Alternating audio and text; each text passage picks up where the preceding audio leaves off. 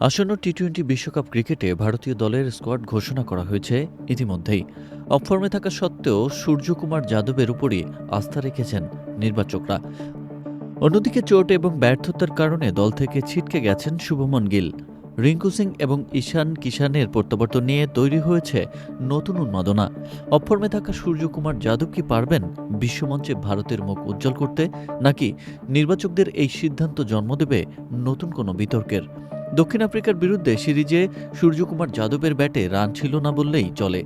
স্বাভাবিকভাবেই প্রশ্ন উঠেছিল, এই পারফরম্যান্স নিয়ে তিনি কি দলে জায়গা পাবেন? কিন্তু নির্বাচক প্রধান অজিত আগ্রকর এবং কোচ গৌতম গম্ভীর আবারও আস্থা রেখেছেন তার নেতৃত্ব গুণে।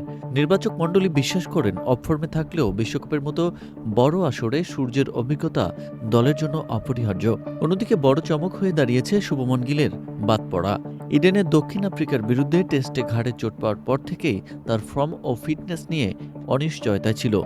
সুস্থ হয়ে টি-টোয়েন্টি দলে ফিরলেও দক্ষিণ আফ্রিকার বিরুদ্ধে তিনি নিজেকে প্রমাণ করতে ব্যর্থ হন। কোচ গৌতম গম্ভীর এবং নির্বাচকরা একমত হয়েছেন যে এই মুহূর্তে সমালোচনার মুখে গিলকে দলে রাখা সম্ভব নয়। ফলে সহ অধিনায়কের পদ তো বটেই, ১৫ জনের দল থেকেও বাদ পড়েছেন তিনি। গিলের জায়গায় সহ অধিনায়কের দায়িত্ব ফিরে পেয়েছেন অলরাউন্ডার অক্ষর প্যাটেল।